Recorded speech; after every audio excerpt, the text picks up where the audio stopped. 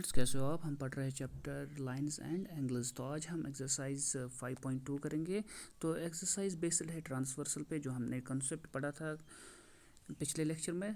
पहला क्वेश्चन आपको कह रहा है state the property that is used in each of the following statement. तो आपको वहाँ से कुछ स्टेटमेंट्स देकर है, आपको कहना है कि इन स्टेटमेंट्स में कौन सी प्रॉपर्टी यूज़ की गई है। आप फिगर की तरफ अगर देख लोगे, देखो पहला क्वेश्चन जो है वो है इफ़ ए इज़, इसका मतलब होता है पैरेलल। अगर दो लाइन्स हैं स्ट्रेट लाइन्स वर्टिकली, उसका मतलब होता है ये पैरेलल है इस लाइन के, ठीक है। ए पैरेलल है बी के।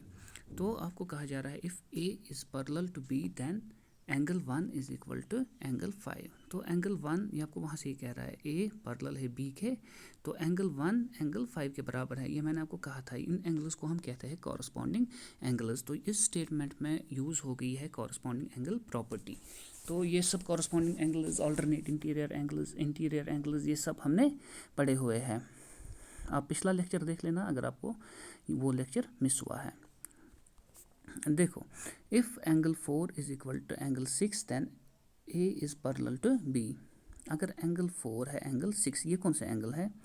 ये इंटीरियर एंगल से दोनों, लेकिन ऑल्टरनेट इंटीरियर एंगल्स, ठीक है। ऑल्टरनेट इंटीरियर एंगल्स प्रॉपर्टी हो गई है इस स्टेटमेंट में यूज़। अगर ए पैरेलल है बी के तो एंगल 4 होता है एंगल 6 के बराबर।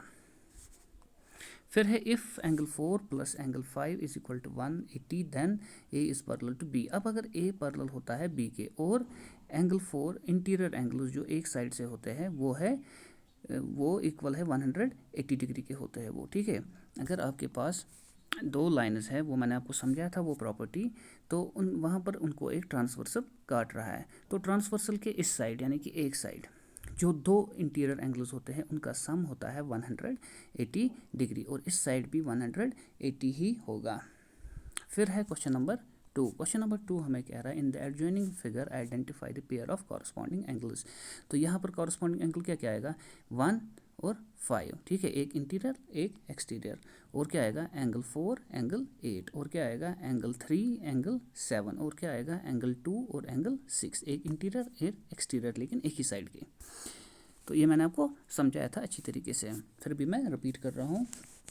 देखो, the pair of alternate interior angles. अब इंटीरियर मतलब यानी कि अंदर से 3, 2, 8, 5 में से, लेकिन ऑल्टरनेट एक को छोड़कर एक, यानी कि 3, 8 को भी छोड़ना है, 2 को भी छोड़ना है, और 5 यानी कि 3 और 5 और 2 और 8, इनको हम कहते हैं pair of alternate interior angles.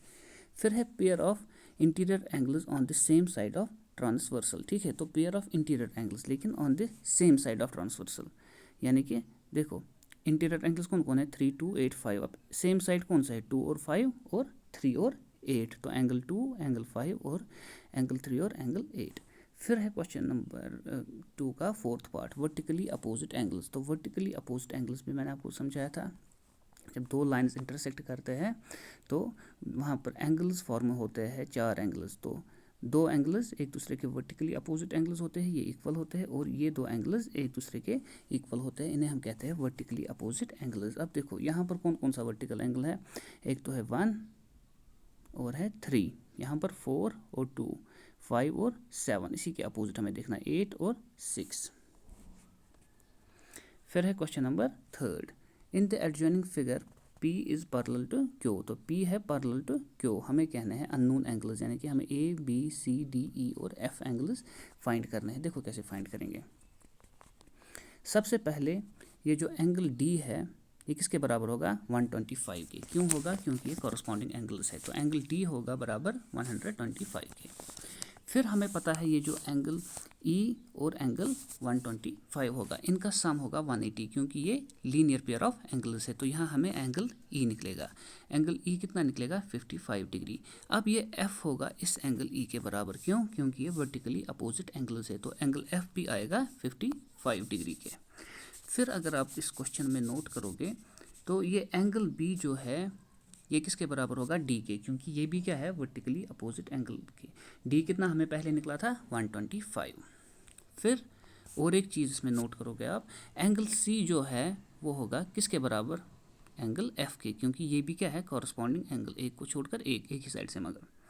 तो एंगल C होगा F के बराबर, यानी कि 55 डिग्री, जो हमें F पहले ही निकला। फिर एंगल ए ये किसके बराबर होगा, ये होगा ई के बराबर, ये भी क्या है कॉरस्पॉन्डिंग एंगल्स।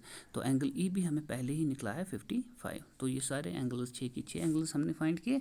तो ये मैं क्वेश्चंस आपको सेंड कर रहा हूँ, अच्छे से पढ़ना और इसको 1-2 बार इस लेक्चर को सुनना।